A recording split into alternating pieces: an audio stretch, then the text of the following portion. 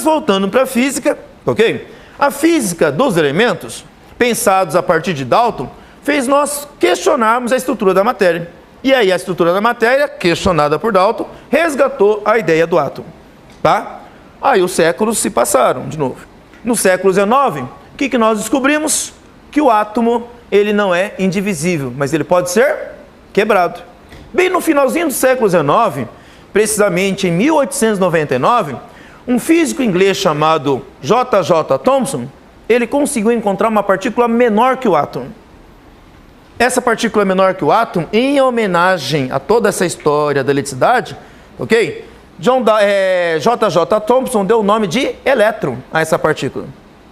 O elétron, hoje, não significa mais âmbar, mas sim uma partícula subatômica, uma partícula menor que o átomo. Isso significa, então, que o átomo deixou de ser uma partícula indivisível e passou a ser uma partícula que pode ser quebrada, já que existem coisas menores que ele. Dentro dessa história, na evolução do pensamento atômico, hoje nós temos uma compreensão mais ampla sobre isso, e a estrutura do átomo hoje é dividida em duas regiões, já que ele pode ser dividido numa região chamada núcleo, que fica lá no meio do átomo, que é extremamente pequeno e pesado, e uma região circundante desse núcleo, que nós chamamos hoje de quê? Eletrosfera. A eletrosfera é formada e é composta por partículas minúsculas, essas que foram encontradas por J.J. Thomson, que ele chamou de quê? Elétrons. Por isso o nome da região chamada de eletrosfera, formada por elétrons. E no final do século XIX, começo do século XX, nas primeiras décadas do século XX, nós também entendemos como é que é a estrutura do átomo lá no meio. Por exemplo, nós começamos a fragmentar o núcleo do átomo, quebrar ele. Certo? Como? Bombardeando átomos, fazendo um trombar no outro.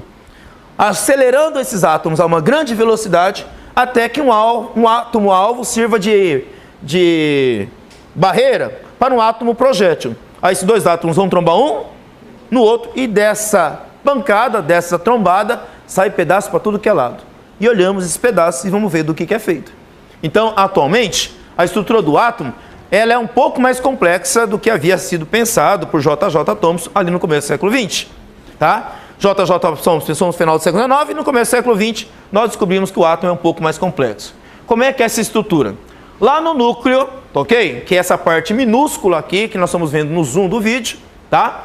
Nós temos aqui partículas hoje que compõem esse núcleo. Nós entendemos isso assim. Essas partículas são classificadas em dois tipos.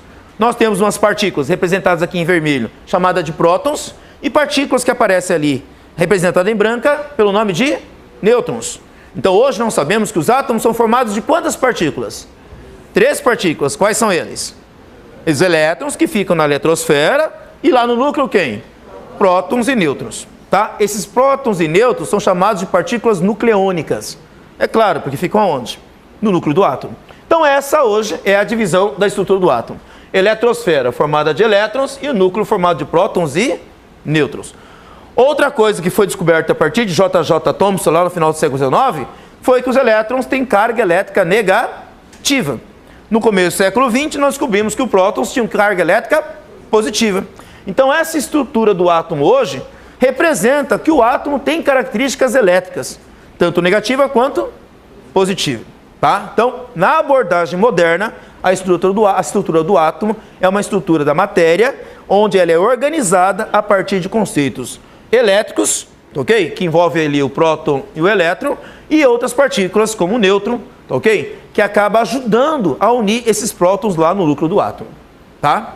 Então, essa parte inicial que eu falei para vocês da eletricidade, ela só pode ser compreendida a partir do momento que você tem uma noção ampla da estrutura do átomo e como ele é formado, e a partir disso explicar os fenômenos elétricos.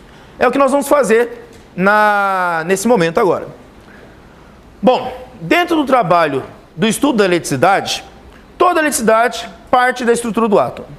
O átomo tem partículas que são chamadas prótons, que têm carga negativa, e partículas chamadas elétrons, que têm carga elétrica negativa. Elas estão assim, bem organizadas. Os elétrons estão na eletrosfera e os prótons estão no núcleo. Essas estruturas, elas têm uma organização tão bem já compreendida por nós físicos e também químicos, tá, que trabalham com isso, que nós podemos até manipular essa estrutura. A ponto de, por exemplo, nós podemos criar átomos que nem a natureza foi capaz de produzir.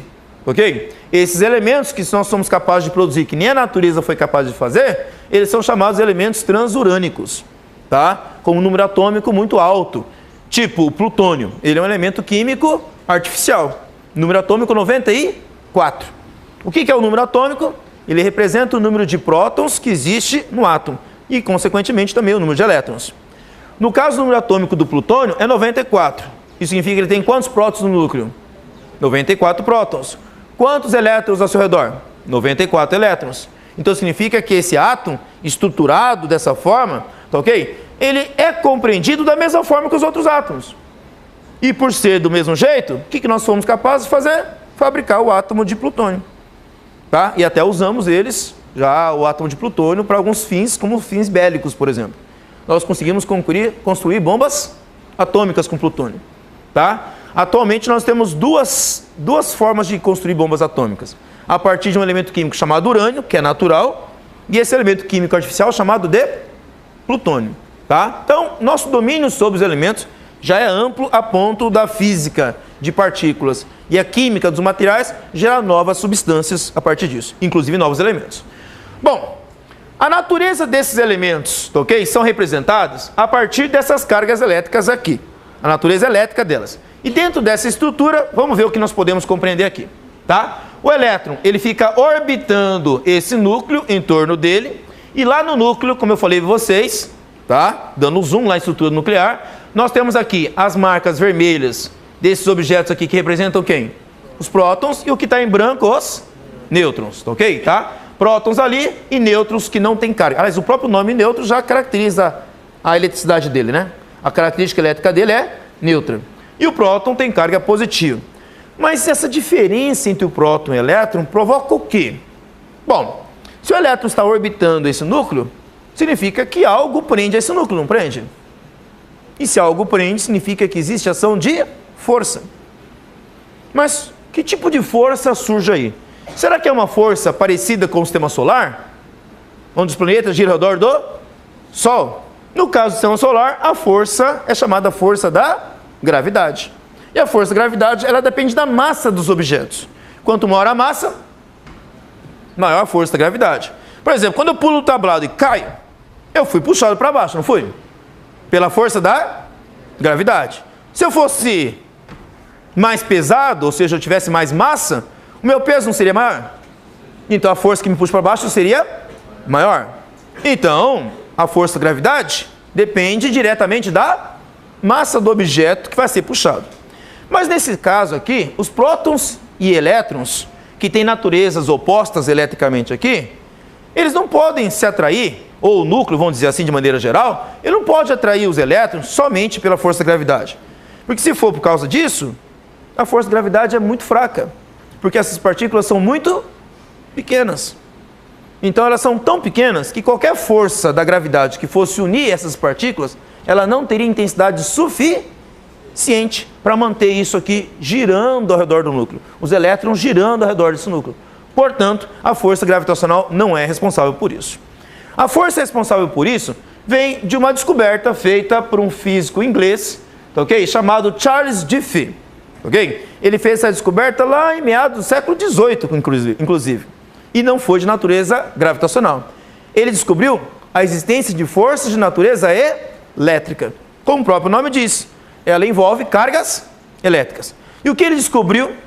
Bom, pouco tempo depois, melhorado por uma ideia de um americano chamado Benjamin Franklin, o princípio de Diffie, de atração elétrica e de forças elétricas, envolve cargas elétricas de sinais positivos e negativos. Tá? Benjamin Franklin foi o cara que deu o nome positivo e negativo à eletricidade. O que Diffie descobriu e Benjamin Franklin complementou? Que se eu tiver dois corpos eletrizados com o mesmo sinal, eles se atraem mutuamente. Perdão, eles se repelem mutuamente, tá ok? Mesmo sinal, se repele. Positivo com positivo se repele. Negativo com negativo também se repele, tá ok? Por outro lado, carga de sinais opostos, eles se atraem. Então ele percebeu, tá? Nesse caso de Diffie, que a atração e a repulsão de cargas elétricas depende do sinal dessas cargas. Se as cargas são iguais, sinais iguais, elas vão se repelir. Se elas são de sinais opostos, eles irão se atrair. Logo, a eletricidade é feita de atração e repulsão. Com isso, acho que a gente consegue explicar o núcleo, né? Junto com a eletrosfera. Como? O núcleo é formado de quê? Prótons, que tem que carga? Positiva. Os nêutrons têm que carga? Neutra. Então, eu não vou interferir nisso, certo? Ok? Então, eu posso dizer que o núcleo ele tem carga positiva. Que positivo mais zero dá positivo, né? Já os elétrons têm que carga? Negativa. E o que negativo e positivo fazem entre si? Se atraem. Então, o que o núcleo está fazendo com a eletrosfera? Se atraindo. Da mesma forma, a eletrosfera atrai o núcleo, certo? Eles se atraem mutuamente. Aí você pode pensar, professor, se é verdade então que o núcleo e a eletrosfera estão se atraindo mutuamente, por que então é a eletrosfera que gira ao redor do núcleo e não o núcleo ao redor da eletrosfera? Bom, eu poderia argumentar facilmente para vocês, dizendo o núcleo é núcleo porque ele está no meio, né? Ok? Mas isso não explica nada, né? Ok? Na verdade, por que a eletrosfera gira ao redor do núcleo? Porque os corpos também têm massas diferentes. Essas partículas têm massas diferentes.